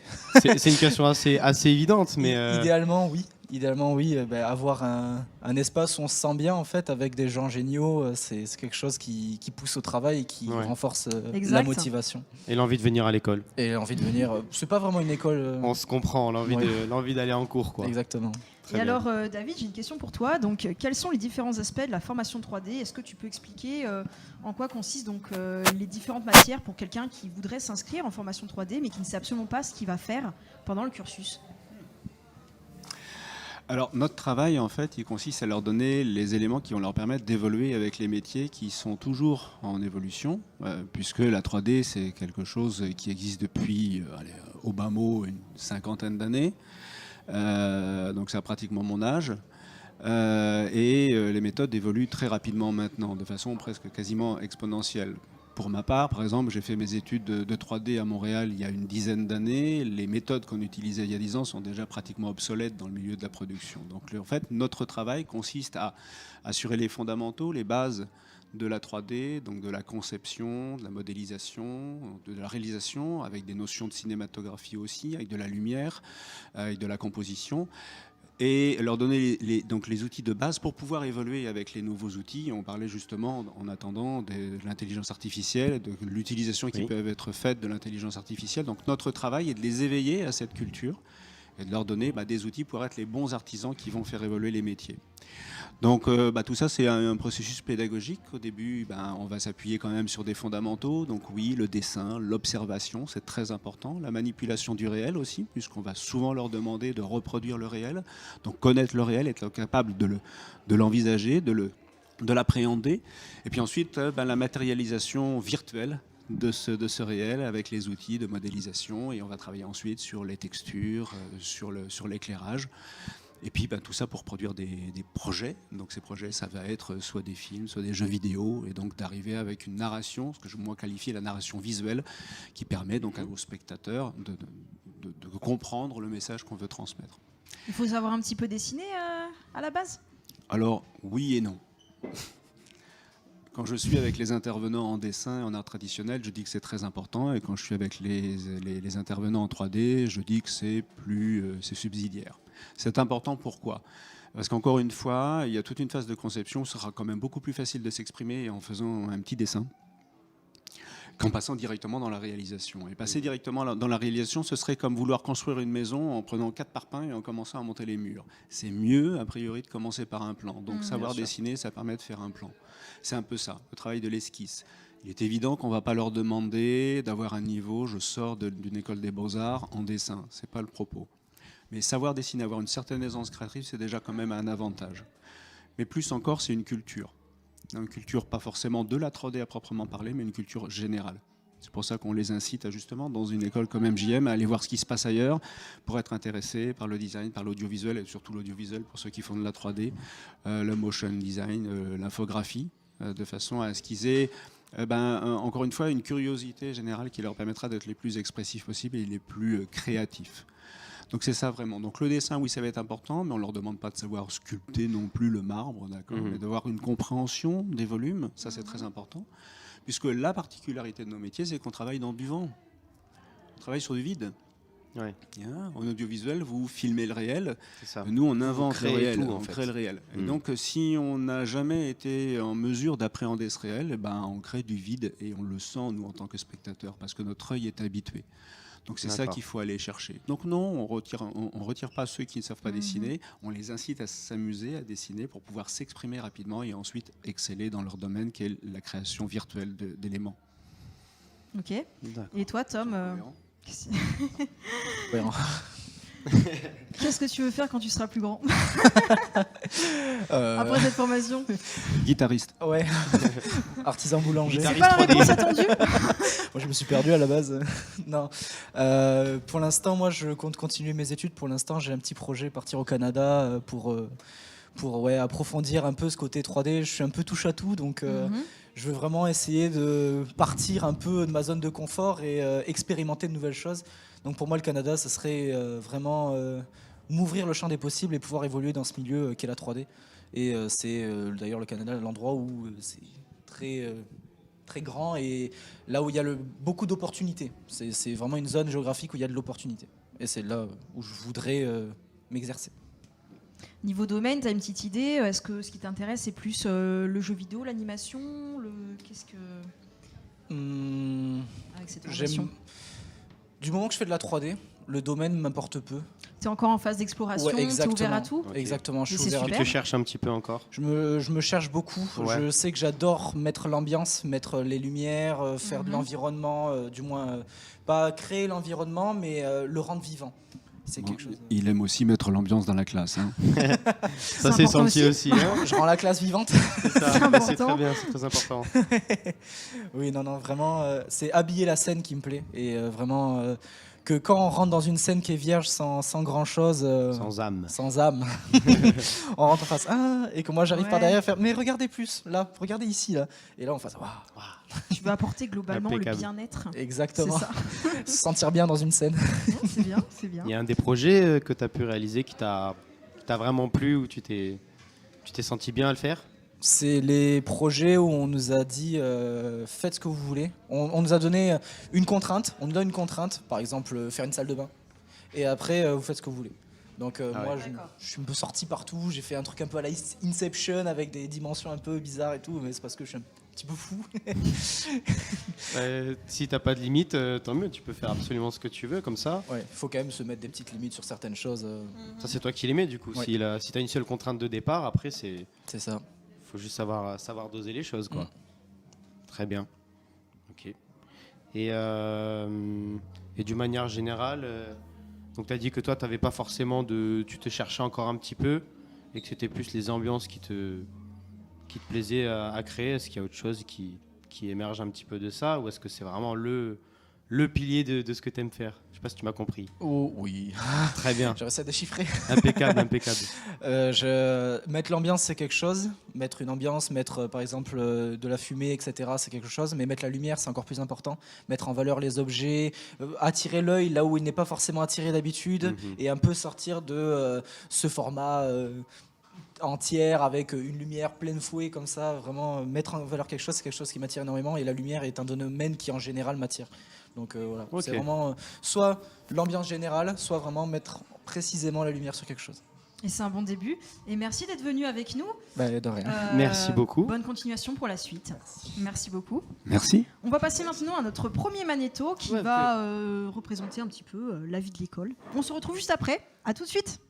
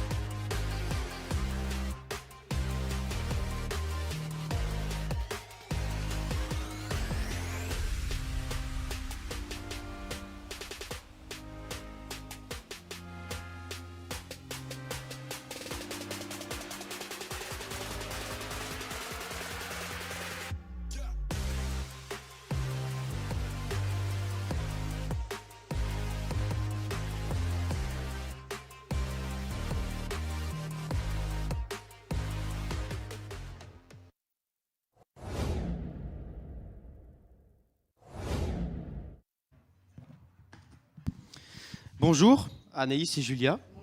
Bonjour. Donc vous êtes élève en montage vidéo, deuxième année. Ancienne. Ancienne. Ouais. Ok, très bien. Ça fait combien de temps que tu as quitté la... Il y a 2 ans maintenant. Il y a 2 ans, c'est bon, t'es déjà parti? Depuis un moment. Ouais. T'es en entreprise? T'en es où toi? Alors maintenant, je fais une formation community manager en alternance. D'accord. Dans un organisme qui s'appelle Capevo, et à côté, du coup, j'ai eu un contrat d'alternance sur 1 an. D'accord, ok, super. Et toi donc, deuxième année? Moi du coup oui, je suis en deuxième année, je suis en alternance. Ça se passe bien? Ça va. Ouais, l'entreprise aussi? Ça va. Bon bah tout roule, hein. Nickel. Magnifique. Déjà, est-ce que vous pouvez nous dire, donc chacune à votre tour, quel est votre parcours, comment vous êtes arrivé à MJM, qu'est-ce qui vous a donné envie de faire cette formation? Tu peux commencer. Bah, du coup, moi, mon parcours, j'ai passé un bac. Donc, avec la nouvelle réforme, j'ai un bac qui n'a pas vraiment d'équivalent. J'ai fait SVT et philo. Voilà, donc je savais très bien que les cours magistraux, c'était pas fait pour moi. Parce que je suis dyslexique et dysorthographique, donc j'avais besoin de quelque chose de concret. Et le format de l'école en alternance, c'est quelque chose qui me parlait. J'ai toujours aimé le montage vidéo, la vidéo, tout ça. Donc, c'est pour ça que je suis arrivée ici, donc directement après mon bac. Voilà. Et toi? Du coup, moi, j'ai pas le bac. Je me suis intéressée à la vidéo depuis l'âge de 13 ans. J'ai commencé avec des vidéos sur YouTube, sur les jeux vidéo. Puis j'ai fait un service civique pendant 6 mois qui a été dans le milieu de la vidéo, qui a été bénéfique. Par la suite, j'ai découvert MJM, qui est la seule école qui prenne sans le bac, et du coup, c'était l'avantage. Et du coup, j'ai fait mes 2 années ici, et après, je me suis lancée en freelance. Voilà. Ok. Est-ce que tu aurais des conseils pour justement les élèves comme nous qui sommes en première année, ou peut-être pour Anaïs qui est en deuxième pour la suite? Je pense que c'est de persévérer, de ne pas avoir peur de se lancer, d'essayer de nouvelles choses, d'être polyvalent. C'est important, je pense, dans ce milieu, de ne pas se fermer à une seule branche et au contraire explorer tout ce qu'il y a à faire, parce qu'il y a énormément de métiers à essayer. Ouais. C'est quoi l'aspect de la vidéo qui vous intéresse le plus? Parce que la formation s'appelle montage vidéo, mais elle est très polyvalente, on apprend un peu tous les aspects. Et vous, qu'est-ce qui vous a plu le plus? Dans la vidéo ou dans la formation en général? Dans la vidéo. Moi, ce que j'aime le plus dans la vidéo, en fait, c'est le live. C'est vraiment capturer des moments de vie, des instants de vie, et garder un souvenir. En fait, moi, c'est vraiment ça et transmettre une émotion. En fait, voilà. Moi, c'est vraiment le côté live que j'aime. Plutôt la réalisation, du coup? Oui, la réal, mais ce que j'aime beaucoup, c'est comme les documentaires, ce genre de choses. Voilà, c'est vraiment, ou même les compétitions sportives, tout ça, c'est du brut en fait. Donc la réal, j'aime bien, mais c'est pas ce que je préfère, on va dire. Plutôt réalité que fiction. Alors. Ouais, voilà, c'est ça. Okay. Je suis plus c'est plus ce qui m'intéresse. Ça marche. Et tu sais déjà. Pardon. On va continuer avec toi. Non, moi c'est la post-production.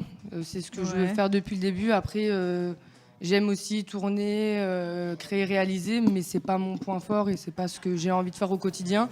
Et au contraire, au niveau du montage ou des effets spéciaux, c'est à ce moment-là qu'on crée en fait l'histoire, parce que sans le monteur, finalement, il n'y a pas d'histoire. Du coup, non, c'est vraiment toute la phase de post-production. D'accord. Est-ce que vous avez des idées un petit peu de... Là, vous aimeriez vous voir dans 5, 10 ans, le rêve pour vous? Dans 5-10 ans, j'espère plus en France en tout cas. Ouais. Et non, j'aimerais un peu combiner toutes les compétences qu'on apprend dans cette formation, donc tout ce qui est de la réal, le montage, etc. Pour aussi que ça soit destiné aux réseaux sociaux. Donc j'ai très envie de voyager tout en pouvant travailler en même temps en fait. Voilà. Donc j'espère loin. En freelance? En freelance. Possible. Ouais. Parce que Alors moi, j'aimerais beaucoup travailler plus pour la télévision et plus particulièrement pour le sport. C'est vraiment une de mes passions. Et allier la vidéo au sport, ça serait vraiment... J'aimerais énormément travailler chez Canal+, être sur les grands événements sportifs, tout ça, c'est vraiment ce qui me fait rêver. Ou même suivre une équipe, que ce soit de vélo, de F1, de rugby, voilà, suivre une équipe et faire leur com. Enfin, vraiment, tant que ça touche au sport, je sais que je serai épanouie, quoi. Parce que j'imagine que c'est un autre hobby que tu as, le sport.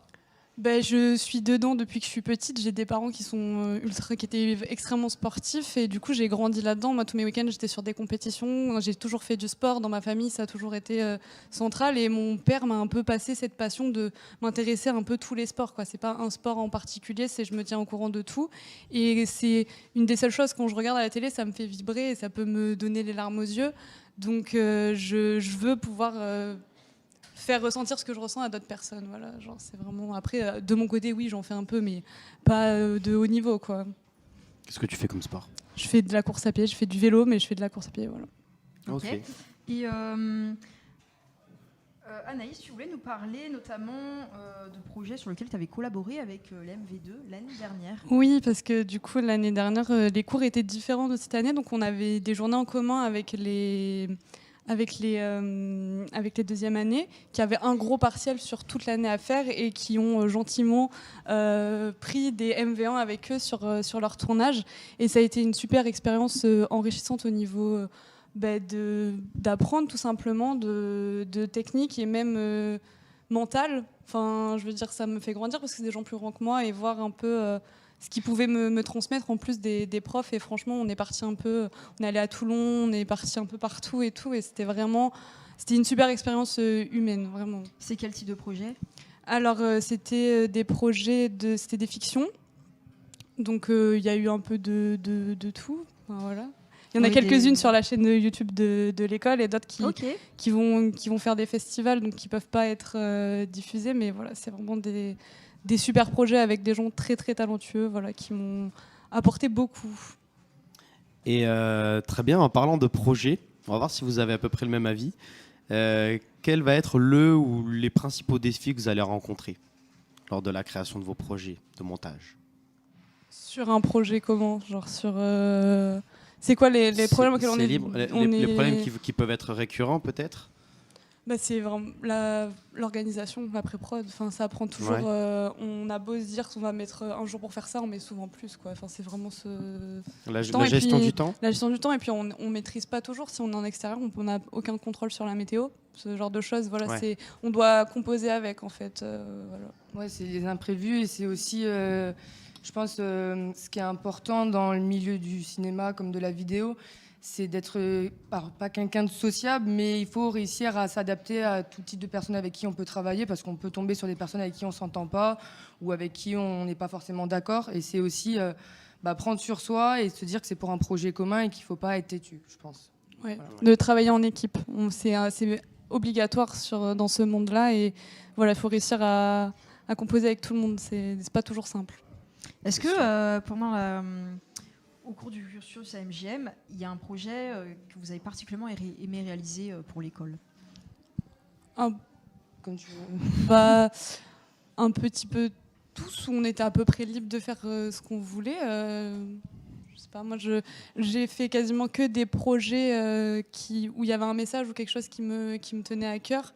Donc tous mes projets, même s'ils sont loin d'être parfaits, j'en suis fière parce qu'ils passent le message que je voulais faire passer, quoi. Ouais, moi c'est un peu contradictoire avec ce que je viens de dire juste avant. Le projet qui m'a le plus plu, c'est quand notre classe avait bataillé pour faire un sujet individuel. Donc on était contents d'être tous ensemble pour plein d'autres projets, mais là on voulait vraiment faire un partiel sur le sujet qu'on voulait, on se débrouillait chacun. Et du coup on avait dû réaliser un documentaire sur le sujet de notre choix qui devait durer 13 minutes. Et ça c'est le partiel sur lequel je me suis le plus épanouie parce que j'ai pu... au final c'est mes images, donc je sais comment je veux les monter, comment je veux que le rendu soit, et c'était ça qui m'a le plus plu. Ouais. Ok, très bien. Et dans vos... Bon, toi maintenant, tu n'es plus dans le cursus de l'école, mais quand tu y étais, est-ce qu'il y avait une matière liée à la filière que vous préfériez Alors moi, étonnamment, ça va être tout ce qui va être scénario et prod, parce que du coup, j'ai fait un bac avec de la littérature et de la philo, et j'adore écrire des histoires. Et du coup, j'aime beaucoup les cours de scénario qui ont une autre approche, on va dire, que plus la réalisation pure et dure et le montage, en fait. Voilà. Ouais. Ok. Puis on a des super profs, donc ça aide. Aussi. Non, moi je pense que ça sera les cours d'effets spéciaux, mais seulement en seconde année.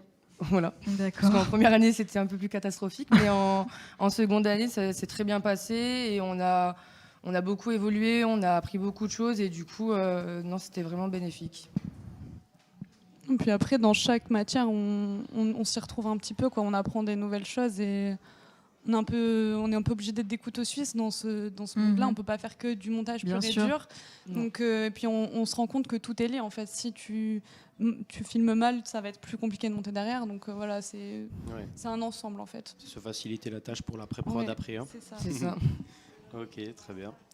Et ça vous est venu à quel moment l'idée de venir à MJM et de partir en montage vidéo? Est-ce que c'est un truc que vous touchiez déjà un petit peu avant, les logiciels? Est-ce que vous avez commencé un peu en autodidacte ou est-ce que c'est un truc que vous avez découvert directement à l'école? Moi, j'ai du coup commencé à m'intéresser au montage à l'âge de 13 ans. Donc j'ai commencé sur Final Cut en autodidacte et voilà. Et en fait, à un moment donné, je me suis dit, je peux pas me lancer en tant que professionnel en ayant juste des bases, même si c'est bien ce que je fais. Ça évolue tellement vite qu'il faut que je sois à jour et que j'apprenne de nouvelles choses. Et du coup, c'est pour ça que je suis venue à MJM, pour avoir plus de notions, pour aller sur d'autres logiciels et pas avoir peur de me restreindre à un seul schéma, quoi. Ok. Moi, j'ai toujours été un petit peu dans la vidéo. J'ai commencé à faire un petit peu de montage sur iMovie quand j'étais au collège et que j'avais une chaîne YouTube avec ma meilleure amie. Enfin, voilà. On a tous un peu commencé comme ça, je pense. Oui. Voilà. Donc, je faisais des morning routines, tout ça. Et après, j'ai toujours aimé justement prendre plein de vidéos de moments de vie, faire des petits montages comme ça. Donc après, je suis passée sur Final Cut Pro. Et après, je suis venue ici parce que j'avais aucune notion par contre, de VFX. Voilà, je ne connaissais rien là-dedans et c'est toujours intéressant de savoir et utile de savoir faire des VFX. Donc voilà, et puis même, ça a une limite d'apprendre tout seul, quoi. Puis même ici, ce qui est fort aussi, c'est l'échange entre les élèves parce qu'on s'apprend des choses ensemble, quoi. C'est une belle synergie, on va dire. Puis même entre les différents niveaux de filière, les MV2 qui peuvent filer un petit coup de main au MV1 et même inversement, il n'y a pas... Et les autres sections aussi, je pense. Voilà. Il y a de l'entraide entre certaines sections, motion design qui peut être relié au montage, etc. Tout à fait. Ok. On est en niveau temps. On est en avance. On est un tout petit peu en avance, c'est pas grave.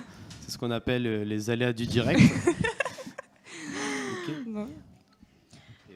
Écoutez, ma foi, on va écourter ici, on va passer à la suite. C'était très sympa. Merci beaucoup d'être venu répondre à nos questions. Avec plaisir. Vous allez... il faut faire le jeu. On va rester donc. On avait prévu un petit jeu pour vous sur l'univers du cinéma. On s'est dit qu'on allait tester un petit peu, non pas vos connaissances, mais tout simplement permettre de vous connaître un petit peu plus à travers cet univers-là. Donc le principe est extrêmement simple. Vous allez chacune à votre tour piocher une carte et y répondre. Ok. Voilà. À toi l'honneur. Okay. À toi l'honneur. De quel sujet aimerais-tu qu'on parle plus au cinéma? Bon courage. C'est une question très vaste. Alors c'est vrai qu'à la base on avait envoyé des questions à l'avance, mais on en a rajouté. Ouais, elle n'y était pas ce question, donc on m'a envoyé. Mais vous avez le temps, c'est ça qui est bien, vous avez le temps un petit peu de réfléchir. Un sujet que j'aimerais qu'on parle plus au cinéma. Alors je sais pas pourquoi ça me vient comme ça. Je sais qu'il y a quelques films qui traitent le sujet, mais j'en connais pas énormément. Peut-être que je me trompe. Le sujet de l'adoption, je sais pas, ça me vient comme ça. Je connais un film qui s'appelle Pupille, qui est un film français qui est très beau à ce niveau-là et qui traite très bien le sujet, mais je pense que c'est quelque chose dont on parle pas suffisamment. Et je pense qu'il y a de quoi créer de beaux films là-dessus. Et c'est vrai. Ouais, c'est complètement vrai. À toi, Anaïs. Alors, le perso de film que tu aurais aimé incarner. Bon, alors, je suis très très mauvaise actrice déjà. Personnage de film que j'aurais aimé incarner. Pas en tant qu'actrice forcément. Oui, bien sûr, non, mais voilà. pour le message, tout ça, oui, que tu trouves vois. un personnage que tu trouves vraiment très stylé et tu te dis dans une autre vie. Ouais, j'aurais bien aimé. Waouh. Faut que je réfléchisse. Peut-être basé sur un film que tu aimes particulièrement, tout simplement. Ben, c'est. Ben, un des derniers films que j'ai vu au cinéma, c'est Pauvre créature. Donc je sais plus le nom. Je sais plus le nom de. Donc je vais savoir de quoi tu vas parler. De l'actrice. Enfin c'est Emma Stone, mais je sais plus le nom de son personnage dans le film. Bella, il me semble. Oui, Bella. Voilà. Ouais. Ben, j'ai bien aimé ce personnage parce que. J'ai bien aimé comment elle découvre la vie en fait en étant déjà une femme et même sa relation au corps de la femme. Enfin voilà, j'ai vachement aimé ce film et j'ai trouvé ce personnage très intéressant. Voilà. Oui, c'est un personnage. Voilà. C'est un personnage intéressant parce qu'on suit son émancipation au fur et à mesure. Il y a un message féministe derrière. C'est ça. Voilà, je suis d'accord avec toi. À toi. Un film qui t'a fait pleurer. Alors, je sais pas si beaucoup de gens le connaissent, le film qui s'appelle 8 rue de l'Humanité. Donc ça me dit quelque chose, j'ai pas la ref. De nom, mais c'est un film français qui est sur Netflix du coup. Et en bref, en fait, dans une résidence, on voit en fait la vie de plein de couples ou de familles durant le confinement en fait, et c'est une comédie, mais avec une histoire triste à la fin, mais c'est un très beau film en tout cas. Voilà. Mais je vous conseille d'aller le voir. Je savais pas du tout, donc c'est une fiction basée sur le Covid. Ouais, c'est ça, en gros. Mais avec des acteurs français, c'est très bien foutu et c'est cool. Et ça t'a fait verser une larme. Ouais, à la fin, il y a une belle morale et ça montre qu'on doit être tous là les uns pour les autres. Ça marche, et c'est vrai, beau film. c'est bien vrai. Anaïs ? À toi la suite. Allez. Un film marquant de ton enfance. Bah alors ça va être un classique, moi c'est tous les films de Louis de Funès, de Bourvil, tout ça. Genre mon papa m'a un peu élevé avec ça et c'est vraiment ma première image du cinéma, c'est tous ces films-là. Même Les Gendarmes à Saint-Tropez, tout ça. Enfin voilà, j'ai cette culture-là du cinéma français, donc je dirais ça. C'est vrai que c'est un peu les films de base, ouais, ça, mais les films comiques, cultes anciens qu'on nous fait voir à cet âge-là. C'est ça, et voilà, après... J'ai pas vraiment d'autres films qui me viennent à l'esprit. C'est ce qui t'a marqué, quoi. Ouais, c'est ce qui m'a marqué parce que c'est vraiment ma première approche du cinéma et c'est ce que je pense, c'est le film auquel je pense quand j'étais petite, quoi. Ok, super. Voilà. Super, à toi l'honneur. Le dernier film que tu es allé voir au cinéma, c'est Alibi.com 2. Lourd. Et alors, un avis ? Eh ben, ça vaut pas le coup d'aller le voir au cinéma. Ouais, c'est un peu nul, hein. Au cinéma, non, c'est mieux de le faire à la maison avec les copains, je pense. Oui. Mais au moins, c'est honnête. Ouais, non, voilà. C'est un très bon film, mais chez toi. Il est pas sorti il y a un moment, ce film ? En 2023. L'année dernière, ça va. Ouais. Ok, pour moi, il est sorti il y a 2 ans, c'est pour ça. Non, c'est peut-être le 1. Pas beaucoup au non, cinéma, ouais, peut-être. Peut-être, ouais. Ok. À toi, Anaïs. Alors, ton acteur préféré. Alors, c'est très compliqué comme question. Un acteur préféré.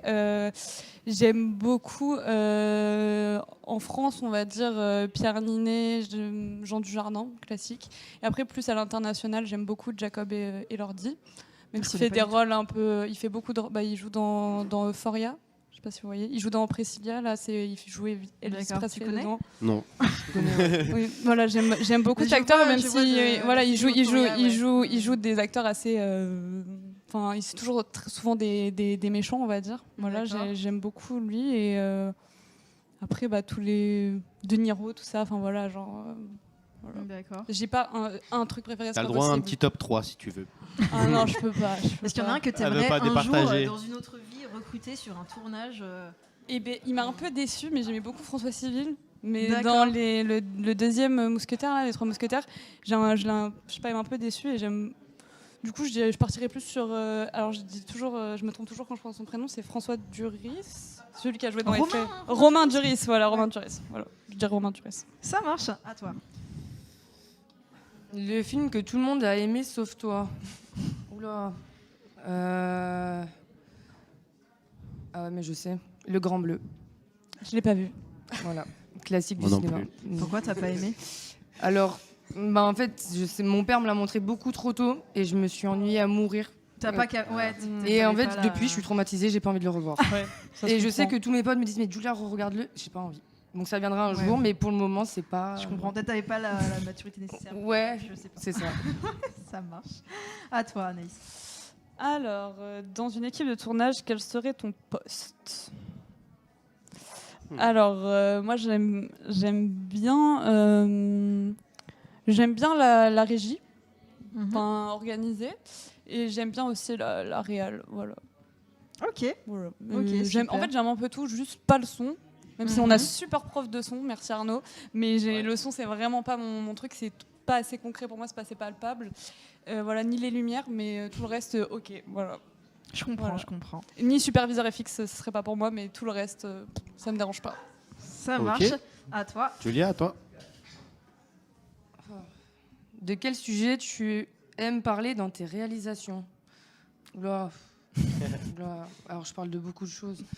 Mais plein de choses, comme je disais, j'aime bien être polyvalente. Donc autant, des fois, j'aime bien traiter des sujets qui m'inspirent, comme le tatouage ou même, j'en ai aucune idée. Mais après, en fait, j'ai fait beaucoup de projets, mais qui n'ont rien à voir les uns autant que les autres. J'ai monté des trucs drôles pour W9, comme j'ai fait des choses pour des entreprises. Donc, j'ai pas de choses en particulier que j'apprécie, on va dire. Voilà. D'accord, t'aimes bien travailler un peu sur tout. Oui, exactement. Ça te plaît? C'est ça. Très bien. À toi, Anaïs. Alors, ton genre préféré? Pareil, j'ai pas de genre préféré. Enfin, franchement, c'est. Tout convient du moment que c'est un bon film. Ouais, voilà, c'est ça. Alors, juste sauf les films d'horreur, c'est vraiment pas ma cam, mais tout le reste, c'est. Je trouve que se cantonner à une chose préférée, c'est se couper un peu des autres choses, et j'aime bien garder l'esprit ouvert à tout. Donc voilà. Après, je suis un peu fleur bleue, donc j'aime bien les petites comédies romantiques une fois de temps en temps, on va dire, mais voilà, c'est. Enfin, j'ai pas de genre préféré. Ok. Un film de 50 minutes ou de 3h30 3h30 avec pause alors. Avec entracte. Ouais, parce que 50 minutes c'est trop court. Tu commences à être dans le truc et ça se termine, je pense que t'es pas bien. Donc 3h30 avec une pause, c'est cool. C'est sûr. À toi. Ok, dernière petite carte. Le premier film que tu as vu. Donc que tu te souviens avoir vu, du moins. Au Alors, cinéma. Je sais que le premier film que j'ai vu au cinéma, c'était Lassie. C'est le premier film que mes parents m'ont emmené voir au cinéma, et pour la petite anecdote, j'ai pas pu rester jusqu'au bout parce que je me suis mise à pleurer et je dérangeais les autres, donc mes parents ont dû me sortir de la salle de cinéma, mais voilà, c'est le premier film que je suis allée voir. Ça marche. Okay. Merci beaucoup d'avoir été avec nous. Merci beaucoup. Bon courage. Bonne continuation à vous. À vous également. Merci. On va maintenant lancer la petite page de pub, la suite des pubs réalisées par les premières années de montage vidéo. C'est parti.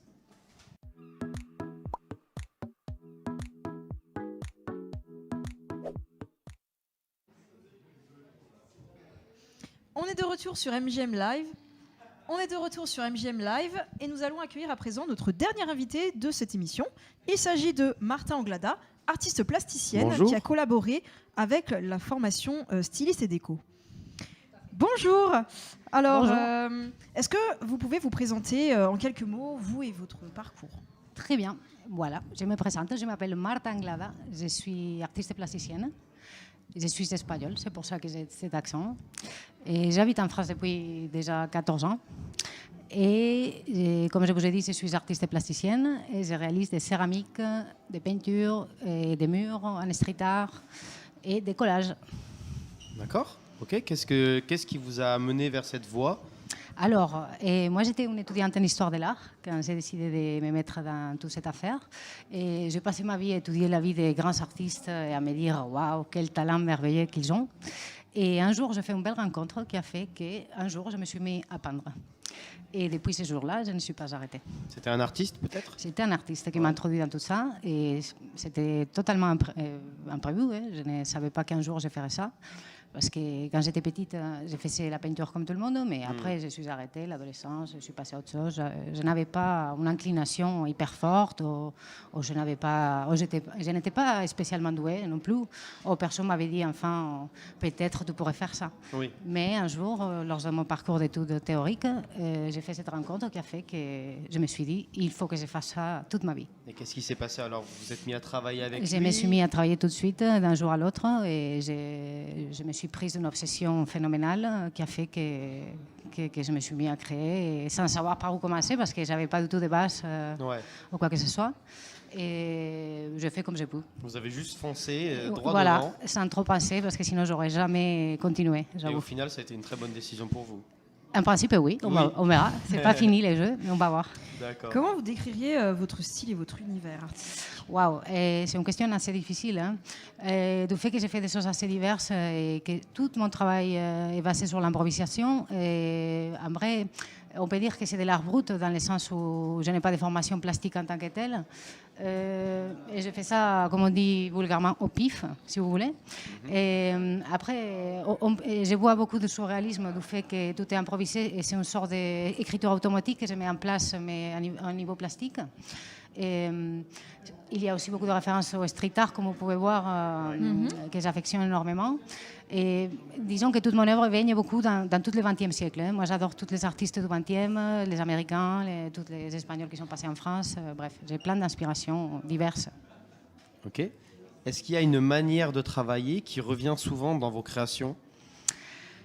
Alors, on va dire que j'ai fait toujours la même chose, presque. Et la manière que j'ai de travailler, c'est prendre des décisions petit à petit. C'est-à-dire, je vais prendre qu'une décision à la fois. D'accord. C'est-à-dire, je ne réfléchis pas du tout, j'arrive, j'ai quelque chose, si c'est un tableau, je prends un tissu blanc et je vais commencer à mettre une pièce et ensuite une autre, comme un puzzle, en fait. Ok, c'est une idée après l'autre, en fait. Tout à fait. Vous n'avez pas d'idée de base déjà? Non, c'est un peu comme la vie. Chaque précise. jour, c'est un nouveau jour et chaque jour, on fait un pas. Et c'est un peu pareil, plastiquement. Ouais. Ok, très intéressant. Comment vous en êtes arrivé à collaborer donc avec une école à MJM? Comment ça s'est passé? Mais ça a été une super chance parce que, encore une fois, une belle rencontre dans la vie. Et j'ai connu un des profs qui travaille ici, qui m'a invité à collaborer avec les élèves de stylisme et modélisme. Et il m'a dit si ça me plairait de participer avec la classe pour faire un workshop collage. Et ça m'a beaucoup plu l'idée. Du coup, on a fait ça au premier abord. Les élèves ils sont venus à mon atelier pour voir mes œuvres. Et ensuite, dans cette workshop collage, on a fait quelque chose inspiré. Je ne sais pas si vous connaissez les poupées en papier découpé. Vous voyez, c'est très ancien ça. C'est quelque chose qui vient du XVIIIe siècle.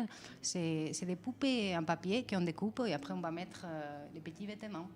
D'accord, c'est un petit format? C'est un petit format et c'est les gamines qui jouaient à ça et ils mettaient les petits avis aux poupées. C'était quelque chose que même quand moi j'étais enfant on faisait. Là c'est complètement démodé et on a fait ça avec eux. Du fait que c'est un groupe de stylisme et modélisme, je me suis dit que faire un collage en liaison avec la mode c'était quand même percutant. Ok. Et voilà, pour tout dire, ensuite j'ai fait une collaboration avec la classe de décoration parce qu'ils ont fait une installation pour accueillir les stylismes et modélismes qui ont créé la classe de mode. Parce qu'une fois qu'on a fait les workshops collage, ensuite on s'est donné rendez-vous pour créer des stylismes. Et du coup, j'étais porteuse de commande, j'ai dû leur commander donc des vêtements.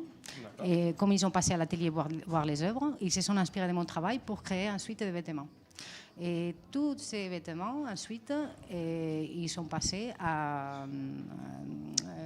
bon, là, tout à l'heure, je les voyais, ils étaient en train de faire un shooting, justement, dans cet endroit, dans cette mise en scène qui ont créé, justement, la classe de décoration et inspiré aussi de mon travail, ce qui me fait super plaisir. Qu'est-ce que vous avez essayé de leur transmettre en particulier aux élèves? Alors, moi, j'ai essayé de leur transmettre ma passion pour l'art. Après, je ne sais pas si j'ai réussi vraiment, mais je voulais qu'ils voient qu'il faut persévérer beaucoup et que c'est bien de faire utiliser ses mains et d'être créative et de tenter les choses, en fait. Ok. Et est-ce que dans ton travail, tu es plutôt du genre à répondre à des commandes de clients ou à être... Est-ce que des fois tu fais des œuvres juste pour toi-même et tu les vends ou tu les gardes pour toi-même même Alors généralement c'est ça. Généralement moi je vais produire et ensuite je vais exposer et lors des expositions je vais faire des ventes. Et dans d'autres cas, je vais me retrouver dans des situations, par exemple l'année dernière j'ai fait une commande pour la mairie de Toulouse et j'ai fait des murs de street art qui m'ont été commandés pour embellir un peu la ville. Mais en général, j'ai produit et je vends ensuite. Pour les céramiques, c'est pas pareil. Parfois, j'ai des commandes spécifiques, mais j'avoue que par l'instant, je me débrouille en faisant un peu ce que je veux.